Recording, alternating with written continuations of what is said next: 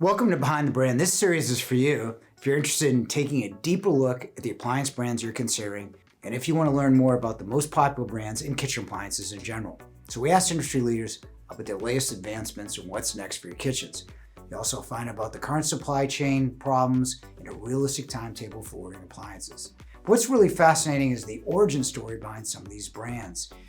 They're remarkable tales about entrepreneurs who built grills from sheet metal shops or created cooking products when people were used to cooking over an open flame. So what you're about to watch will show you how to make educated appliance buying decisions, and as a bonus, a glimpse of the technological advancements that are on the horizon, as well as how to plan ahead before your next project.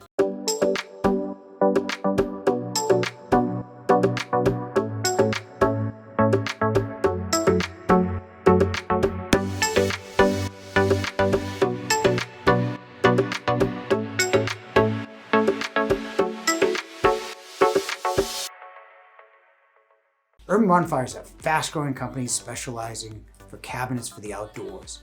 Unlike many cabinets you can buy for the outside, it is both fashionable and durable, which is important in cold weather climates like ours. In today's episode, we speak with the owner of Urban Bonfire, Ryan Bloom. Ryan started out in the food and event industry and eventually found himself in outside cabinetry of all things. Urban Bonfire is a really interesting newer company with a unique origin story. So let's jump in. If you're looking for an outside kitchen or having a hard time finding good-looking cabinets or even ideas for your outside, then this episode's for you. Today we're speaking to Ryan Bloom, CEO of an interesting cabinet company, Urban Bonfire, out of Montreal, no less. Welcome, Ryan. Thank you so much. I appreciate you having me. What I like about this series is the origin story of many brands and the origin story of founders like yourself. You started in food in very different food. Can you tell us about that? Yeah, the original inspiration for Urban Bonfire came from my experience as a young child living in the country, an hour north of Montreal. Um, we bought the home when I was 6, so 1980, and my late father went to work on the property, trees down everywhere, dock in the water. The property hadn't been used in, I think, 30 years. And this bonfire pit was created to burn off wood and debris. That was the purpose of it. And it transformed over time into something incredibly celebratory, where it became where we would gather as a family, as friends, community over years and years. And the love of food really came from my mom. Um, we were never told as children, and I have 2 younger brothers, we were never told, guys, come down, dinner is ready. That is not something we ever heard. We were always involved in preparation, whether it was at young ages peeling carrots to learning how to grill at under 10 years old. And it became very rooted in my enjoyment and my fun. I put myself through school as a waiter. And Urban Bonfire started originally as a 400 square foot retail concept selling, like Yale does, grills, smokers, varying price points. We did classes, events, workshops, created our own line of spices, sauces. The evolution into outdoor kitchen came in an organic, sort of natural progression way, but outdoor kitchens was never in the original Urban Bonfire business plan. It was all about food and cooking. We were doing brisket classes, workshops, pizza, this, that's what it was. You know, it's really funny. You talk about Urban Bonfire. I'm talking about the fact that that you're involved with a burrito chain and Yes, a rustic pie shop yes, with yes, funfetti cakes yes, and Quebec yes. Quebec apple pies. You know, Wonderful, wonderful and apples we that must be grow really here. different. But Well, it's interesting. oh, we've got great apples. It's interesting. What how it happened was I was working and living in the Cayman Islands in my past life in real estate development. Moved back to Montreal. My late father passed away, and I was suddenly really rethinking about passion and what I wanted to do with the sort of next chapter of my career. And I was a very young entrepreneur. I went right from university into my own business and started very young. And Rustique came from, again, the local pie shop up in the country and trying to replicate that experience. Montreal is an incredible food city. I could not possibly reimagine or reinvent better croissant or baguette or French food than we already have. But the more traditional American Main Street pie shop didn't really exist here. And that's what Rustique was. I rented the space, and the 400 square feet right next to it and was attached was the location for Urban Bonfire. So those two came to be 6 months apart. The burritos is a very different story. Actually, it's one of the websites. Both of them are really good, but Thank you. obviously burritos, funfetti cakes. You go into retailing at 400 square feet. Yeah. What were your biggest challenges in opening a retail store? Now, for the outside, now geographically, Montreal. I don't think of sunny, 70-degree balmy weather in January. So, give us an idea. What are some of the challenges you have? Well, first of all, it was, if you looked at any conventional business planning, wisdom, projections, all roads would have said, do not do this. My friends, my family said to me, do not do this. This was absolutely a heart and passion and guts over logic, because, as you just said, it is winter here about 6 months of the year. Um, I am an Anglophone. The vast majority of people here are Francophone. Although I do speak French, I'm not as comfortable in it. It's not my native language.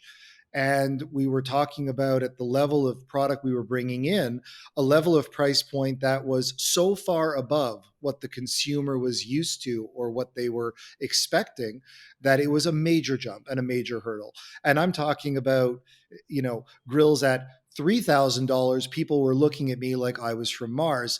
Talk about the Lynxes, the Hestons, the Kalamazoos at $25,000, and you're like, really, you're coming from a completely different planet. Yeah. But we took the approach of trying to be experiential, and it's a good segue. The burrito concept actually came from a partnership we had with the local 5-time Quebec barbecue champion. We partnered with him to do our classes and events.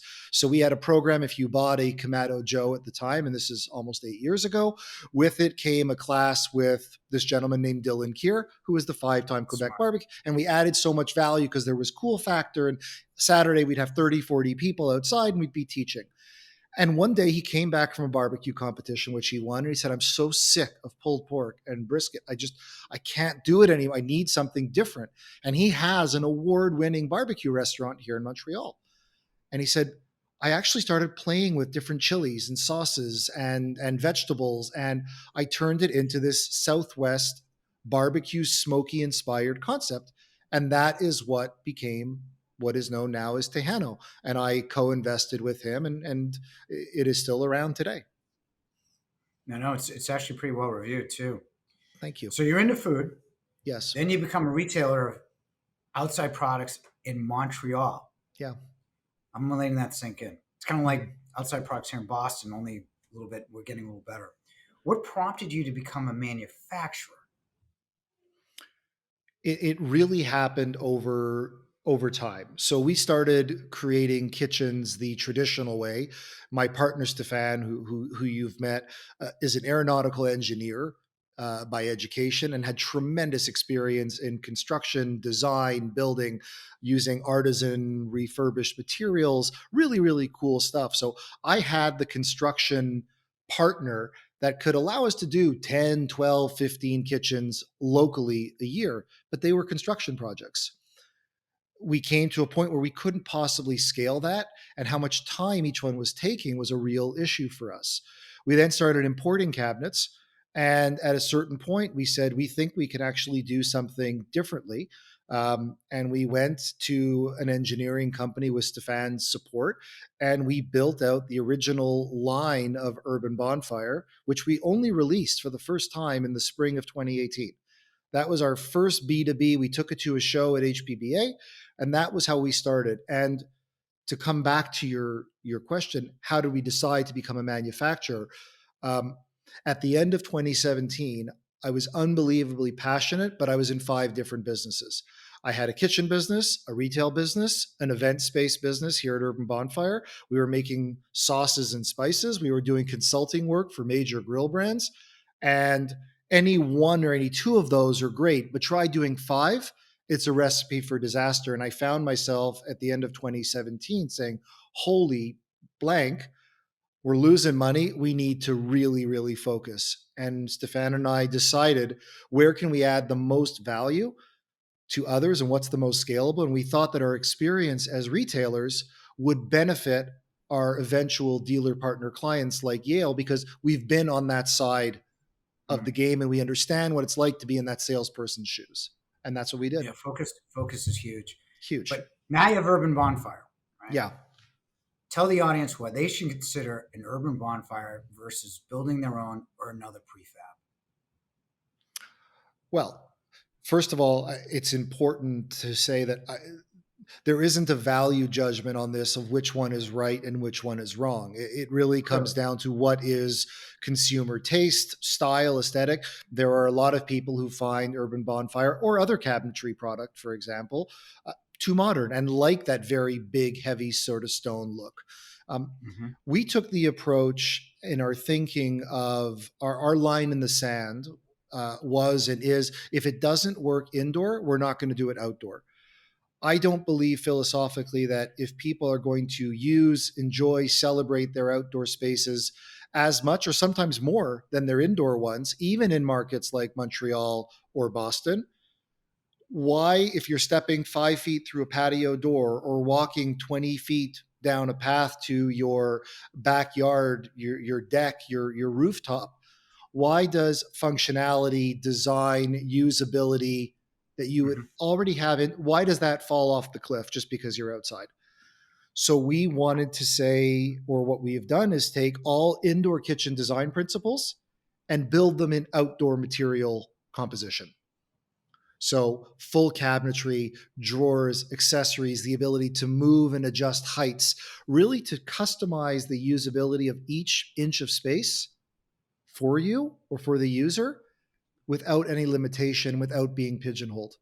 Because one of the critiques or one of the negatives of the traditional stone or framed kitchen is where the stainless steel access door, garbage, paper towel holder is, it is for life. There is no moving of it. Hmm. And we wanted to build flexibility into our design process, and that's what we've done. Yeah, it's funny. I always remember, before Urban Bonfire, we'd always go to trade shows to try to look for, prefabs because here in Boston, it's not like Miami where they can build these out and everybody knows how. Mhm. Here in Boston, and I suspect in most northern parts, it's like who does it? The is it the mason, the landscape architect? Is it the inside architect? Is it And it's like this big pop up that nobody seems to catch. We go to trade shows and it's like they show you these fake brick kind of awful looking things to try to sell them to you. It's you made it simple. Here it is. Here's what you can do. It's flexible and Yep. it's nice and it's not faux anything. It's a nice looking thing. So you got a Very lot going true. on for Very true. And one of the other important points about this, and this has really happened over the last 15, 20 years, if you think about, or at least from when I was a young boy, I didn't have nano walls, these huge glass sort of things that you. Yep. created this connectivity between indoor and outdoor. We had a little 3 foot patio door that opened, but you couldn't see what was going on in the backyard. And today that's completely different. Today, the indoor and the outdoor stylistically are completely blended in most modern design. So there is this um, there's this weird thing that people have the perception that the outdoor kitchen client from Urban Bonfire and others are these unbelievably passionate grillers who are out there, smoking briskets for 13 hours and that type of thing. That represents a very, very small percentage of our customer base. Our customer base is far more led by designer, female, aesthetically pleasing, and cohesion of aesthetic. That is much, much more of the customer who is selecting Urban Bonfire for their spaces and other cabinetry manufacturers in the same vein. Yeah, and the fact that yours doesn't crumble during winter certainly helps as well, right? It does. It does. So I guess a lot of factors that people want something designed well, they want it to last longer, and they Yep. want it to look good, Correct. and you check all those boxes. And one thing that COVID did do is accelerate all those home trends. So For sure. good to be good and lucky at the same time. Could you? I was just wondering, could you give us the best urban bonfire installation to date? And you can give us some pictures, and we'll put them up as you describe it to demonstrate your capabilities. What's the best, or a couple notable urban bonfire installations? Like, I've seen some of them in Brooklyn, and Yeah. and some city installations that were really kind of cool. But what's the best one in your mind?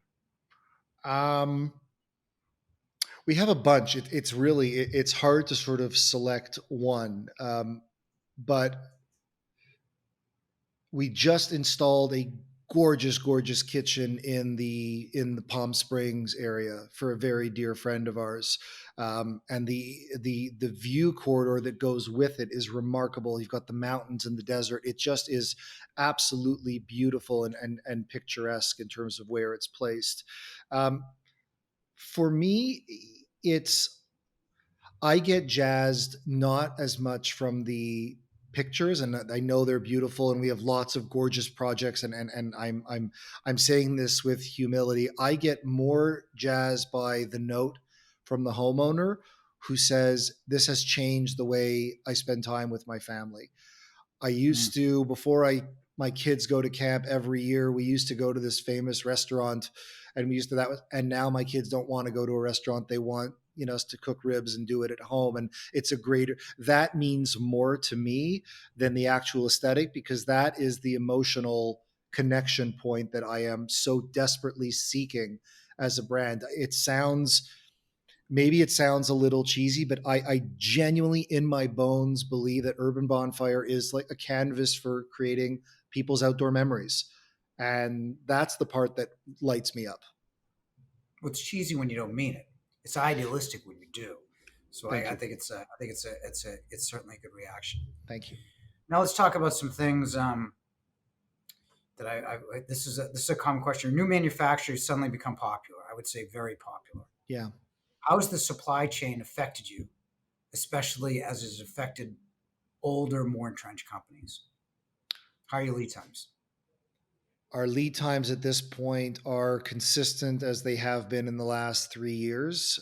We have been extremely lucky and proactive in terms of buying of raw materials in major quantities ahead of time or early, stockpiling pieces like hinges, handles. The vast majority of our product is actually made here domestically, right here in Montreal. We do not have significant reliance on overseas parts and manufacturing, quite the opposite. Um, and we are extremely lucky, but at this point, our manufacturing times are not affected. We're still in an 8 to 10 week, including delivery transit time on custom everything. And that is also based on, and again, my partner Stefan and his brilliance of not being in the one off custom business, having a modular system that is robust and custom for the consumer and their design professional, but modular for us. And that Yeah, is what makes us different. similar parts. And the fact that you're a private company, you can inventory a little better than a public company would, right? Correct. Exactly. And if you think about inventory of finished product like grills or refrigeration, it takes huge amounts of space where metal parts that we stock in hundreds of thousands of pieces, it's a ton of Mhm. stuff, but it actually doesn't take up a ton of space. So what's next for Urban Bonfire? I mean, I imagine you have a lot of suitors because there aren't too many good players in your space. Um, where do you think where are you going to go? What's next for you guys? Well, Small. a lot of things going on. I mean, we have some really interesting plans for product development. I never wanted Urban Bonfire, and it's why I'm so focused on the brand and the experience, because I never wanted to be a cabinet maker. I don't see myself as that. We have tremendous plans for how do we continuously activate outdoor space, fire features, lighting, furniture modules, the types of things that take a space and turn it into a room in the outdoor setting. So those are the things that we're really interested in. And also, frankly, really developing programs and product development with some of the leading grill manufacturers in the world. Um, we are lucky, and our positioning is such that our products are compatible with every major grill brand and size. As you know from your own retail showrooms, you can show it with any brand and specify it or Uh-huh. sell it with any brand, and we never want to lose that universal applicability. It's a very important part of what we do. But we're also very excited about the future and using technology into our products. You think you think where do you think outside living is going? I mean, to what Mm. extreme? Um, what do you I, think? I think that even though the outdoor cooking, grill, cabinet overall industry has grown remarkably over the last few years, I think it's just getting started for a few reasons. Um, First and foremost, I think it has been one of the fastest growing categories for the last decade, and I think COVID was not what started it. It was certainly an accelerant. I think that in even incredibly expensive, beautifully designed homes, the outdoors is 10 to 15 years behind the indoors. It is not uncommon to see a beautiful indoor kitchen with European cabinetry and a remarkably gorgeous luxury appliances, countertops, and 3 feet away through a glass door, there's a 10-year-old, rusty barbecue that was purchased at a big box store. And I'm not saying that's a bad thing. I'm saying this is the opportunity now to have the outdoors come up to mirror and to match the indoors. And I think more than anything, the single biggest factor in this segment's growth has been that, and we've talked about this in the past, I think that for almost all of its history, the outdoor cooking industry has ignored women. There was an incredibly male driven product manufacturing, marketing, and messaging. And there was this women were not welcome in many ways. And finally, thank goodness, over the last 5 years, that has changed on so many levels. Manufacturers realizing certain things. And that to me is the fundamental change, because historically you had 80% of buying decisions in North American homes and families are driven by female, and you've got an entire category that is not recognizing that. So I think that right now is going to be the biggest factor in the next decade. I totally agree. I think the outside space is going to be decorated on par with the inside space, or at least, to your point, have it match more. And I think there's certainly a lot of opportunities for consumers to get, or more opportunities for consumers to get that done more than ever. For sure. But interesting, very interesting. Pies, burritos, retail stores. Thank you. It was a very interesting conversation. Thank you. You know, It's always a pleasure speaking to you. I love what you do, and we've talked about this when you were a guest on our Fireside Chat podcast, and I'm consistently wowed and deeply respectful of how you have taken such an incredible lead in this industry in terms of speaking to people with real transparency and giving real thoughts of the good, the bad, and the other on things. And I think that level of authenticity is so incredibly valuable, and I deeply respect what you do as a result. I appreciate that. We have a lot of good people here, really. You sure do. I'm very lucky in that regard. Yeah. Now that we learned about Urban Bonfire and all of the possibilities for your outside space, let's stop over at one of the showrooms to see these products in action. We spoke to one of our salespeople to give us a tour with a more in-depth explanation of the appliances mentioned during our interview.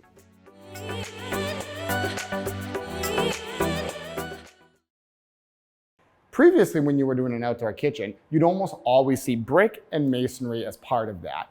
Over the last couple of years, one of the major shifts that we've seen with outdoor kitchens is Urban Bonfire marine grade aluminum cabinets. People really like the change here as it gives you something different than maybe everything else that you've seen, and it really allows you to customize and personalize it to how you like it.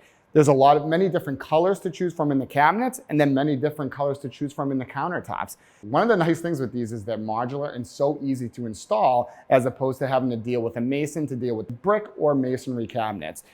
These are made really, really well. Again, marine grade aluminum to resist any rust. You'll see in the cabinets really nice shelving and drawers with nice hinge system on here.